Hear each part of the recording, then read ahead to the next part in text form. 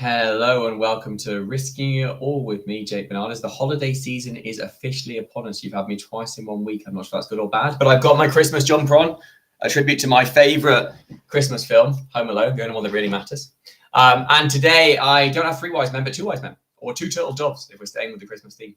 I don't know if they're doves or not, but we'll see how that works out and pans out in the end. I have 2 gentlemen. We've managed to span the time zones. I've managed to make this as difficult as possible for everybody. I have one deep far on the coast of Australia, who's just before 5 a.m. in the morning, their time. And then I also went to LA.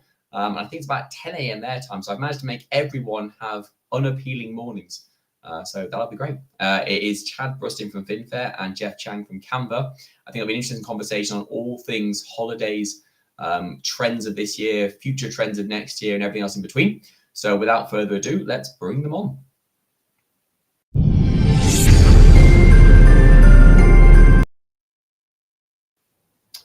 Chad, Geoff, welcome. Thank you. Good morning to both of you. Happy Friday morning, Geoff, to you, and good Thursday morning to you, Chad. Maybe less exciting because it's the same day I'm on, so it feels less fun. So I start the same way. I have 2 traditional in the podcast. One is to start with the same 3 questions, and the last is to end with a question that you don't know or don't expect. I'll tell you in advance that your question comes from Troy Fine, the king of GRC memes, but it is not GRC related. But we'll get there when we get there. The first, introduce yourselves. Who you are, what you do, and then who is your hero, what is your hobby, and what's the biggest risk you ever took. In terms of hot heroes, I say this every time, mine is controversially for a Britishman, Alexander Hamilton. I can go into more depth, but no one really cares. So let's start with you, Geoff. Okay, so I'm Geoff Chiang. Hail from Sydney, Australia. It is 5 o'clock in the morning here. I lead the security risk and compliance team at Canva. I've been at Canva for about 5 years. Our team is responsible for things such as our information security compliances, doing the risk management aspects of our ISMS and other random things, including vendor risk management. So hero, hobby, biggest risk, was it? Yeah. Hero's tough one for me. Actually, my hero is a completely fictional character. Always has been Sherlock Holmes. Oh, I like it. I like it. Yeah, I've always enjoyed those books. Hobby? Well, I have a family, so I don't really have a hobby. But I used to play the piano. I used to be quite decent at it, and then once I had a family, that just went away. Just didn't have the time for it anymore. I still trying to get my son to play. I'm not the best teacher, but I do my best. Biggest risk, tough one. I've left a couple of very stable jobs for a startup. I mean, I'm probably not a huge risk taker, so that's probably about as risky as things get for me. Cool. I'm not sure we can count Canva as a startup, but maybe it was at the point that you joined. I wasn't talking about Canva. Oh, okay. Canva is certainly not a startup. I was highly questioning that language, but we'll go with it. All right, Chad, away with you. Oh boy. Chad Brustin. I'm the Vice President of Information Security at FinFair. We have a few products and more to come, a credit card product as well as a rewards product. Been doing this for a while now, so it's really exciting. The fintech space is really interesting. So much to learn, so much to consider as far as the different regulations, as well as kind of software development, all of the and compliance. So it's and identity management. So there's a lot of really interesting business problems to solve. I think so. I'll start with a hero. Probably Philip Glass.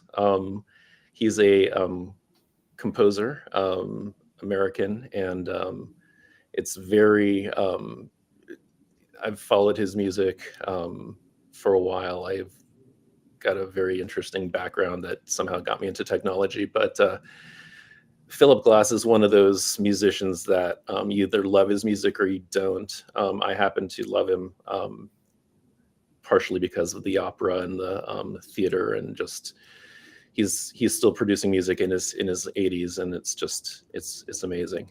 And I just really appreciate his drive. He started out, he was a plumber in New York, where drove a cab, and ended up being a renowned composer. So that's my hero.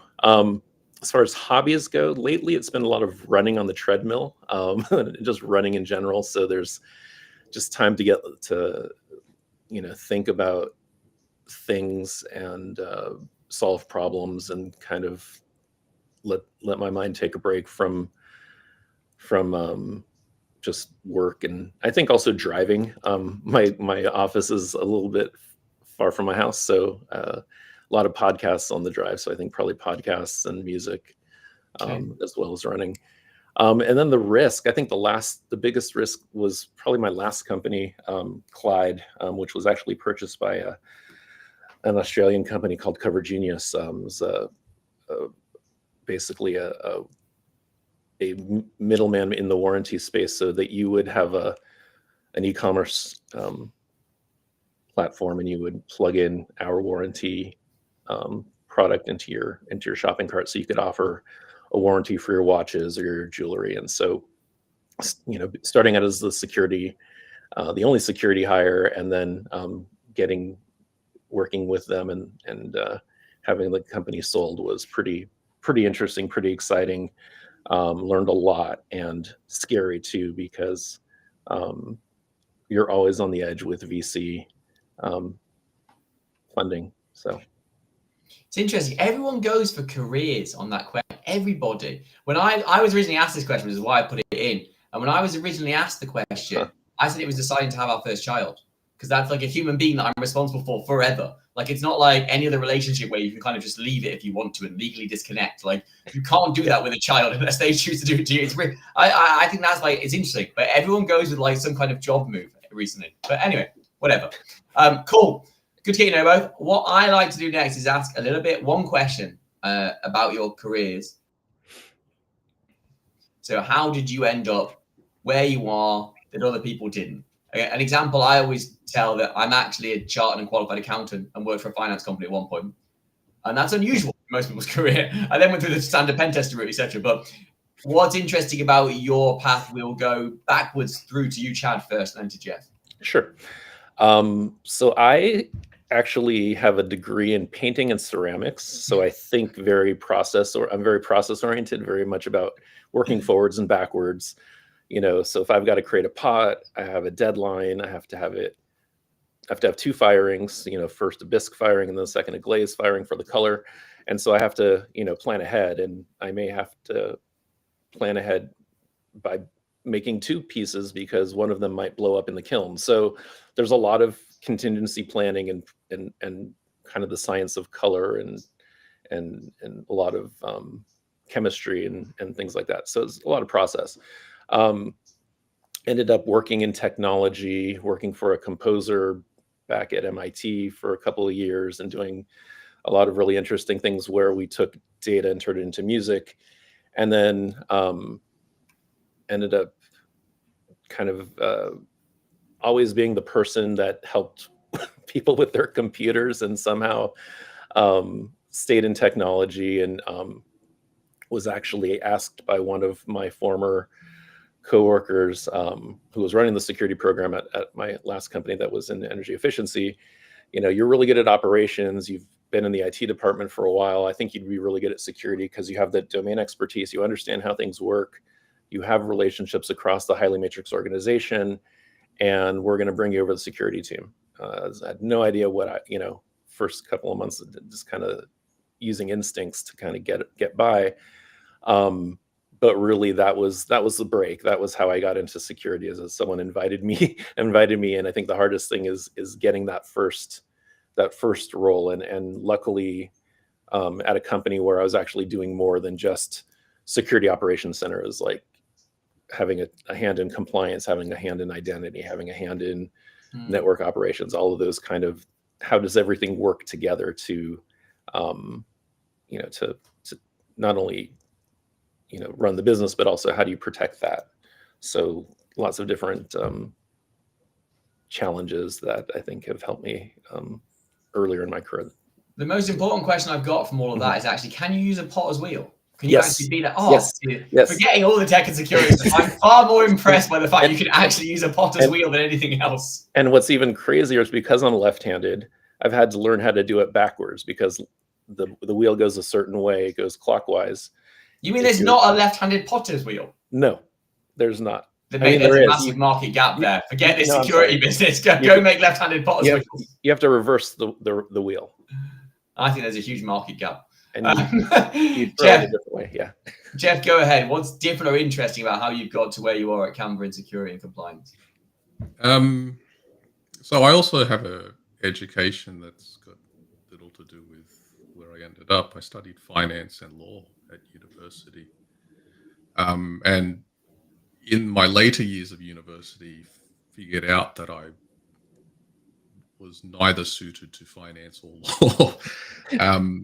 Now, the lucky thing about that time, this was the late 90s, the lucky thing about that time was that it was the .com boom. And I had a university job just doing content, actually, for an e-commerce site. It was one of the earlier e-commerce sites in Australia. University students these days would kill for such a position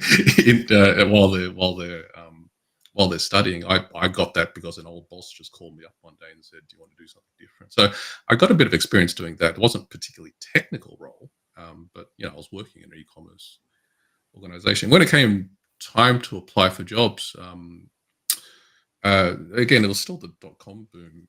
Accenture. Funnily enough, they were still called Anderson Consulting back then, but they don't like to talk about that. Accenture, I like to say that they were hiring anyone with a pulse. So I got into a technology role in Accenture. I must have talked very fast because I had no technical training. They put me into a technology role. Now, that means you fit in perfectly, Accenture. For anyone who's watching who likes Accenture worse, I'm sorry. I'm not going to talk too much about Accenture. But I mean, Accenture, to their credit, they had a very good graduate program. I hope they still do. Between the time that I got accepted and the time that I actually started, the .com crash happened. And I was one of the lucky few, because I was hired into a technical stream, who got to keep my job. I knew other people who didn't actually ever start at Accenture, they were retrenched before they started. So I got into a technical role. I learned my craft. I was basically gearing up to be a software developer. I did that for the better part of a decade, changed jobs a couple of times. Ended up at a fintech startup called Tyro Payments. Worked on their systems, did the team lead thing, engineering lead thing. So I was doing engineering management. So I'd been in Tyro for probably the better part of it, well, probably about a decade by that point. One day woke up and decided that I didn't want to run engineering projects anymore. I was in charge of several teams at the time. Went to my boss. Sorry, had a chat with my wife first because that's. I thought that's what you meant when you said you went to your boss. That's my assumption is what you were doing.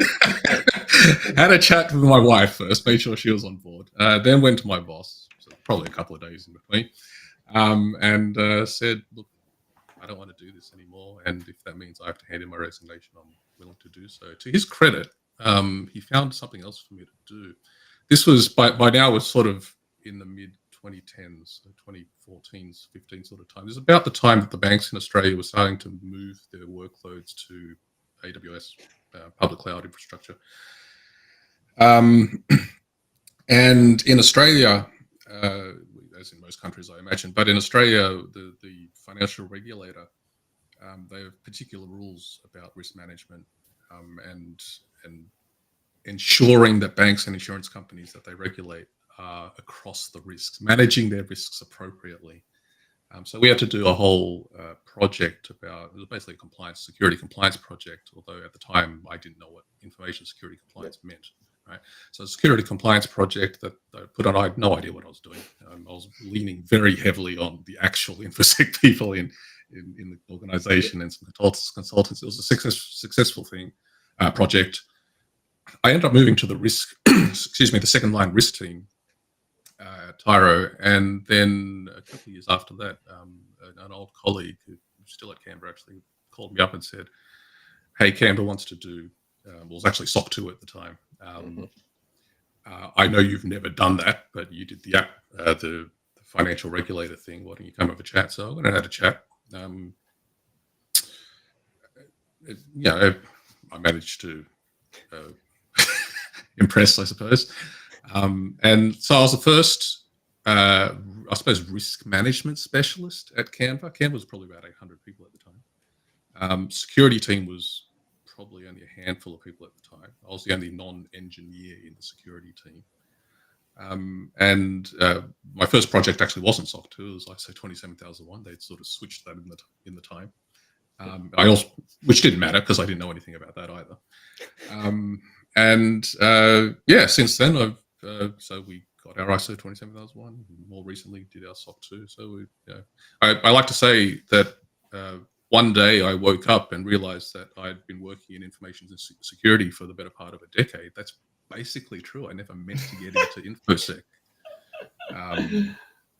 Well, at least you know where you're working. That's good. At least someone else you know what you do for a job now. That's excellent. Geoff, anyone who looks at Geoff on LinkedIn will find that he has a passionate dislike for vendor risk management, and that's to say it politely. Geoff, why do you hate vendor risk management so much? Oh, where do I start? I'll give you a bit of background, and so vendor risk management. Well, there's two sides. So vendor risk management, we weren't really doing any structured way before we did the ISO 27001 effort. And I had a little bit of experience, mainly theoretical experience, really, with vendor risk management at my previous position. So I put together a process.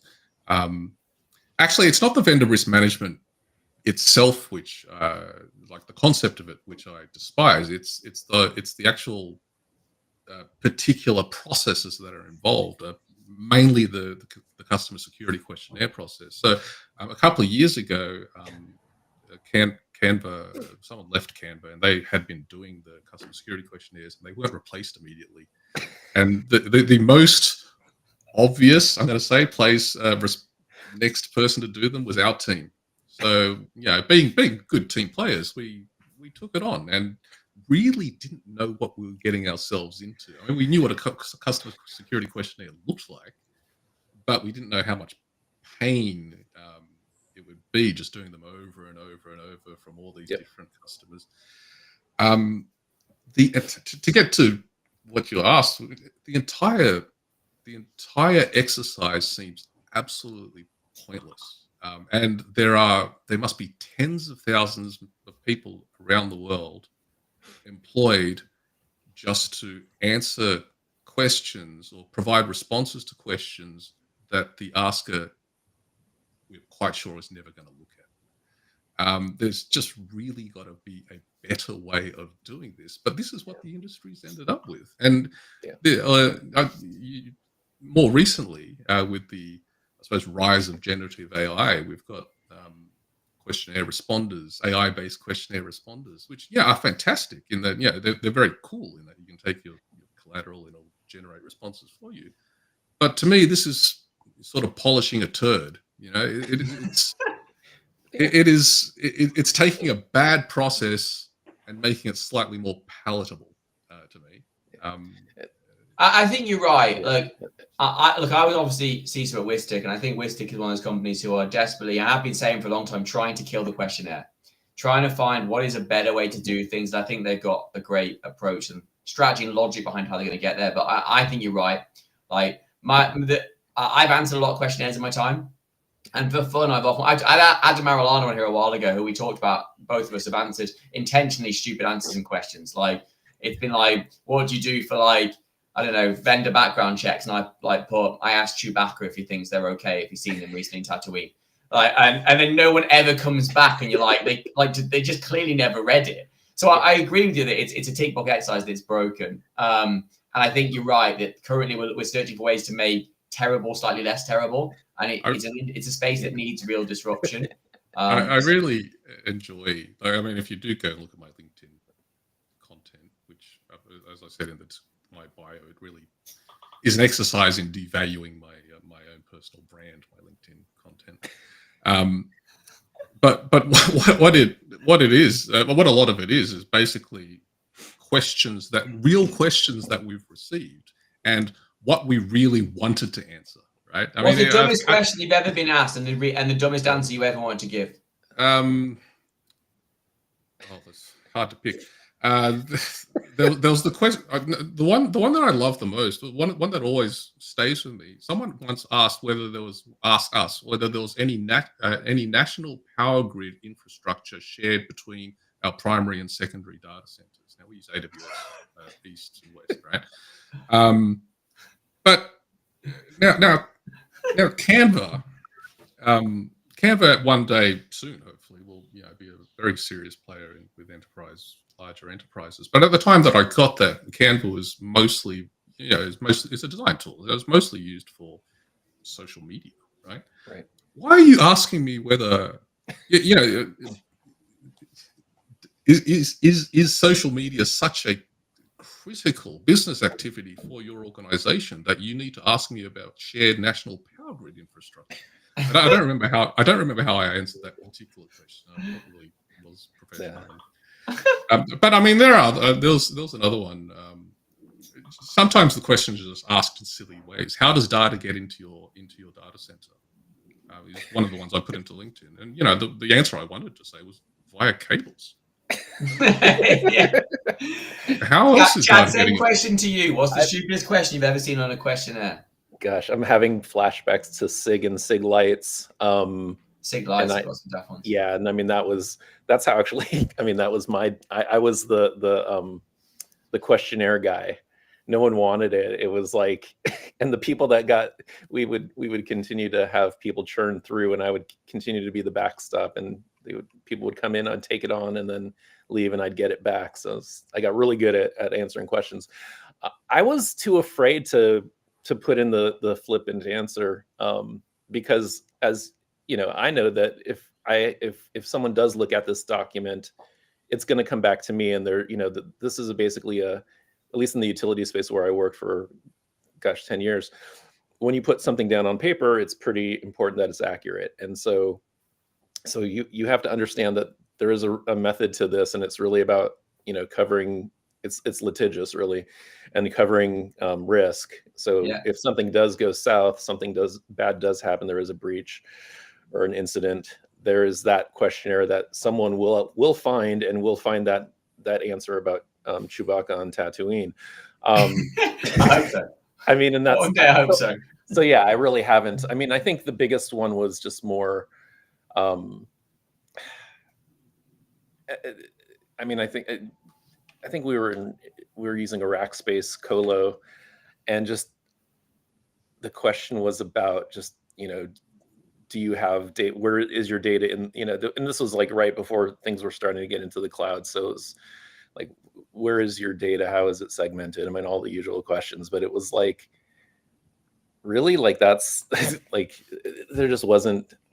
What I wanted to say was, hey, I think it's probably the best. How do you segment your data from other customers? And it's like, we ended up moving to Salesforce, which was great because then it was like, oh, it's already it's taken care of by Salesforce. But a lot of those questions are like, the cost of segmenting your data and bringing your own key and having separate databases for everything on the back end. It was just like it was a lot to ask. It's like illogical questions, right? Then my favorite always comes from ISO. Yeah. People always write about where's your loading bay and how's it secured, and I'm like, I'm a tech company. What am I loading? Like, I don't have trucks driving.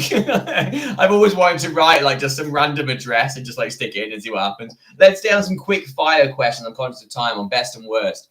2024. best thing that happened this year in security and worst thing that happened. Geoff, quick fire questions. Best thing that happened in security. The worst thing that happened is probably AI. AI, good, like it. Best thing is also AI. Yeah. Yeah, I thought you might go there, so I'd take it for you. Chad, best and worst. I think the best, I think probably the worst was CrowdStrike. CrowdStrike breach. Although you could also flip that and say that's the best handling of an incident I think I've ever seen, publicly and privately.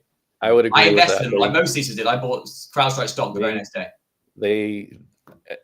For me, it wasn't that. I mean, we were luckily if you were in the UK, it was harder just because of the timing. But we woke up, fixed it. It was, back in business. Everything's good. So I think that was the best thing. I think the worst is also not so much AI, but like the time I'm spending on security questionnaires and privacy and terms and conditions around, is our data being used to train their learning model? Oh, and so yeah. Tell me about there's the model questions. Oh gosh. So there's a lot of AI is basically what privacy was. Right. Oh, but it's so much worse because previously you could answer like with some kind of woolly like stuff, whereas the AI questions come and like your own team don't know the answer, so you're like, great.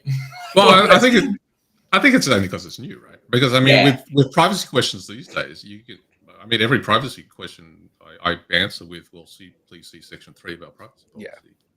Yeah. Or just see our privacy policy. You can't do that with AI because you don't have those assets in place. But I'm mostly concerned about a developer who puts code into the tool and then gets something out, and aside from whether it's secure code or not, is like I think Samsung, I read they exposed a lot of their intellectual property. They put their financial strategic plans into there, and it came out of someone else's. So there's just a lot of, you got to keep people from themselves, and I think the kind of urgency to solve for the business doesn't have people slow down to like, hey, what am I doing? What is the tool and why should I use it? And is there, let me slow down here before I just try to get the result I need to get onto the next thing. And so we've sped things up so fast. And I mean, that's kind of the irony, what's old is new. We used to tell people don't scan QR codes, and now we're telling, now people are scanning QR codes. So, I mean, I think there's a challenge there with, hey, this is a tool. Is it a good tool or a bad tool? I don't know, but it just depends. It is a tool. You just have to remember what it's used for and how to use it. Yeah, I agree. All right, next question. Best piece of advice you've been given or read this year? We'll stick with you, Chad. Oh boy. It's not security. Yeah, no, I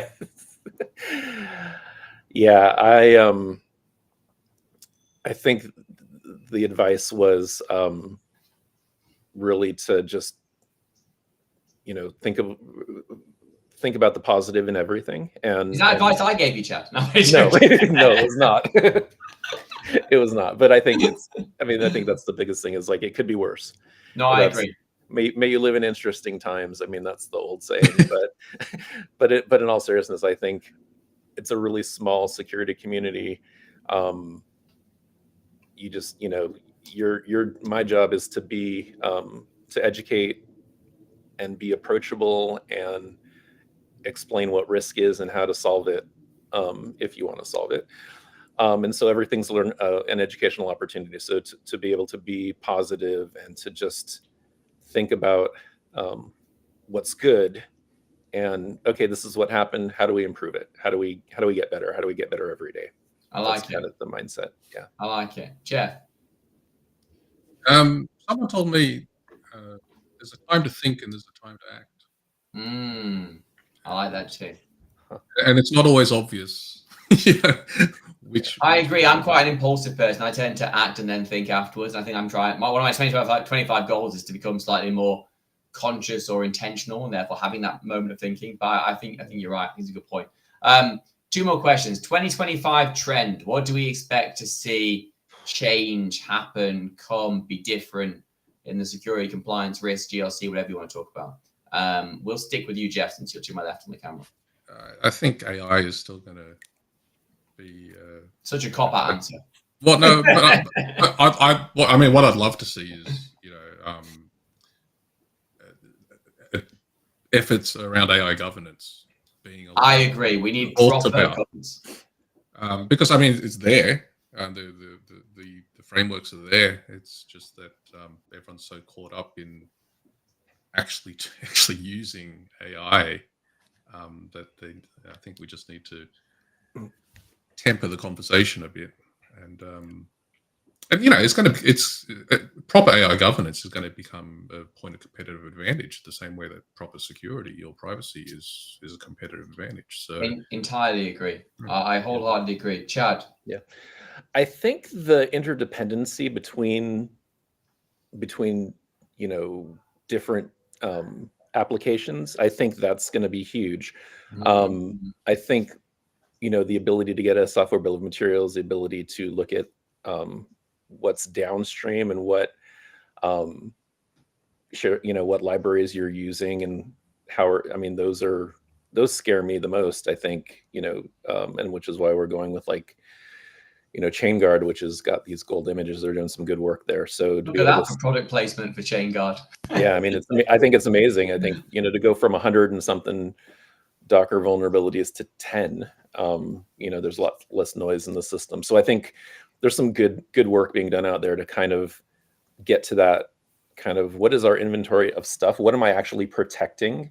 And where, you know, my code may be great. Where am I downstream? What's going to be a concern?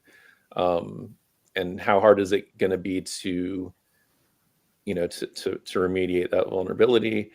And what's the attack surface? I mean, that's the biggest thing. What's the blast radius? Like how if something does happen and I'm impacted by some shared library down, you know, JavaScript, whatever, Docker, React. I mean, how does that impact my tech stack? And then what can I do about that? I love this because, Geoff, I think between these things, we might solve your VRM hatred. Go on.